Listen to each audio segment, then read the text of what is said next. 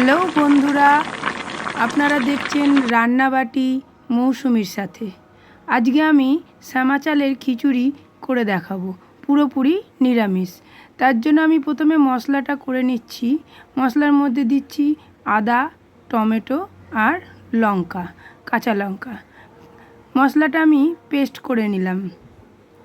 Paste করে প্রথমেই রেখে দিচ্ছি। তারপরে আমি গ্যাসে কড়াই বসিয়ে কড়াইটা একটু গরম করে নিচ্ছি। কড়াইটা গরম হয়ে গেলে আমি 1 কাপ মুগ ডাল দিয়ে দিচ্ছি। মুগ ডালটা একটু ভাজা ভাজা করে নেব শুকনো খোলায়। এতে আমি কিচ্ছু দিচ্ছি না, কোনো কিছুই না দিয়েই শুধু মুগ ডালটা একটু ভেজে নিচ্ছি। মুগ ডালটা একটু ভাজা ভাজা হয়ে গেলে, মানে একটু রঙটা যখনই দেখবেন পাল্টে গেছে, তখনই এটাকে আস্তে করে কমিয়ে দেবেন গ্যাসটা। তাহলে কি হবে, ডালটা পুড়ে যাবে না। আপনি দেখুন, আমি ডালটা ভেজে নিয়েছি। এবার ওই গ্যাস কমিয়ে দিয়ে সে 1 কাপ ডালের মধ্যে আমি 2 কাপ শ্যামা চাল দিয়ে দিচ্ছি। দিয়ে আমি সামান্য এটাকেও ডালের সঙ্গে নাড়াচাড়া করে নিচ্ছি। এটা কিন্তু ভাজা হবে না, শুধুমাত্র একটুখানি গরম হবে। একটু গরম হলেই একটু নাড়াচাড়া করেই আমি গ্যাসটা অফ করে দিলাম। এবার আমি শ্যামা চালটা আর ডালটা জল দিয়ে ভালো করে ধুয়ে নেব। দেখুন বন্ধুরা, আমি একটা বাটিতে ঢেলে নিচ্ছি। নিয়ে আস্তে করে এটাকে, গরম আছে, খুব সাবধানে এই কাজটা করতে হবে। এবার আমি এটাকে জল দিয়ে ধুয়ে নেব। শ্যামা চালটা ধোয়ার আগে আপনাদের আমি দেখিয়ে দিই কী কী সবজি কেটে রেখেছি। আলু, কুমড়ো আর পটল।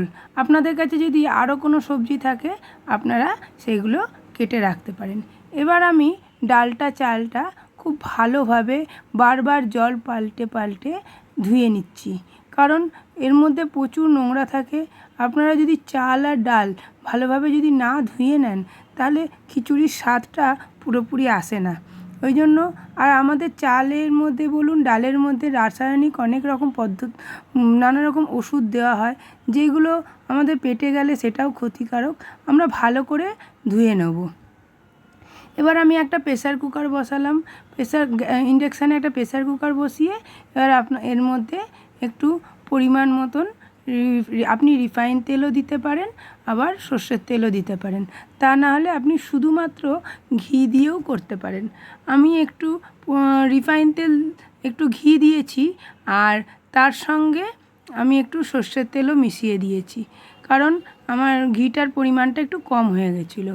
আমি এর মধ্যে ফোড়নও দিচ্ছি তেজপাতা, শুকনো লঙ্কা আর একটু সাদা জিরে।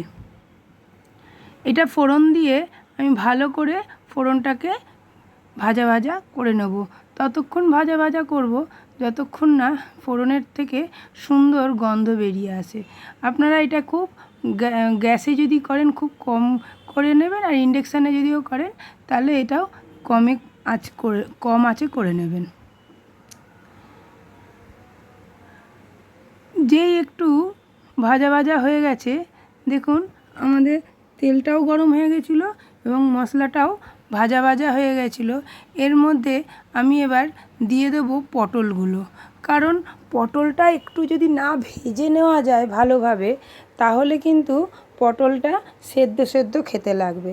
তাই জন্য নুন হলুদ এই মুহূর্তে না দিয়েই শুধুমাত্র তেলের মধ্যে পটল দিয়ে আমি একটু পটলটা ভালো করে ভেজে নিচ্ছি।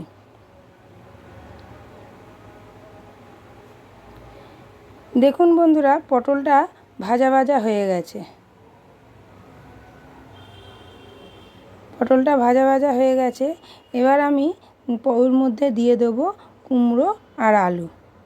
আপনাদের যদি এই রেসিপিটা ভালো লেগে থাকে অবশ্যই সাবস্ক্রাইব করবেন এবং একটা লাইক দেবেন।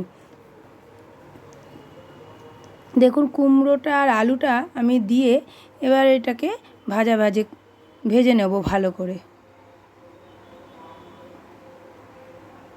একটু সামান্য নুনটা আপনাদের আন্দাজ মতন দেবেন।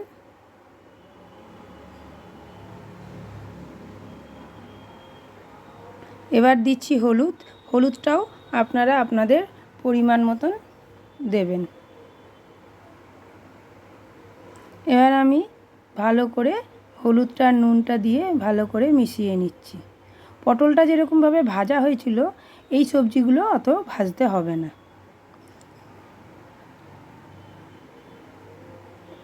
একটু নাড়াচাড়া করে হলুদ নুনটা ভালো করে মাখানো হয়ে গেলে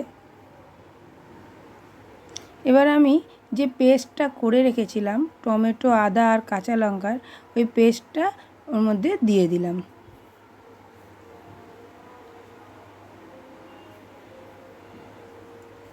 পেস্টটা দিয়ে এবার আমি ভালো করে কষিয়ে নিচ্ছি, কারণ আদার কাঁচা গন্ধটা যতক্ষণ না যায় ততক্ষণ আমি এটাকে নাড়াচাড়া করব।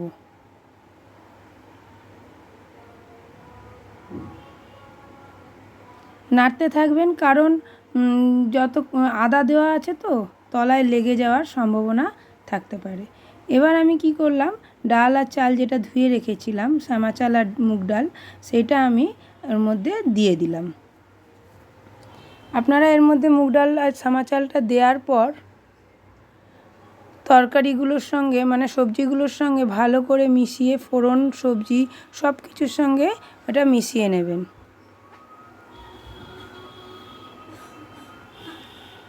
আমি আলাদা করে এক জায়গায় গরম জল বসিয়ে রেখেছি, কারণ প্রেসার কুকারে যেটা আমি বসিয়েছি চাল, ডাল, সবজিগুলো, সেইগুলোতে আমি কোনো ঠান্ডা জল দেব না।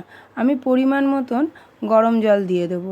জলটা আপনারা একটু বুঝে দেবেন, যাতে চাল, ডাল, সবজি সব যেন জলের মধ্যে ডুবে যায়। দেখুন আমি আপনাকে দেখিয়ে দিচ্ছি পরিমাণটা কতটা। এবার আপনি একটু নুনটা, জল দেওয়ার পর একটু নুনটা চেক করে নিতে পারেন। যদি আপনার মনে হয় নুন লাগবে তাহলে আপনারা নুন দিতে পারেন। আমি এর মধ্যে যেহেতু নিরামিষ খিচুড়ি, তার জন্য একটু মিষ্টি দিয়ে দিলাম। আমরা একটু নিরামিষ তরকারিতে বা খিচুড়িতে একটু মিষ্টি খাই। আপনারা যদি মিষ্টি কম খান তাহলে আপনারা মিষ্টিটা কম দেবেন। এবার আমি কি করলাম, দেখুন 800-তে ছিল, এবার আমি 400-ই করে দিলাম। ইন্ডাকশানটা করে দিয়ে আমি প্রেসার কুকারের মুখটা বন্ধ করে দিলাম। প্রেসার কুকারটা বন্ধ করে দিয়ে আমি সিটি পড়ার অপেক্ষায় থাকব। আমি 2টো সিটি দেব। একটা সিটি পড়ে গেল, আমি আর একটা সিটির অপেক্ষায় আছি।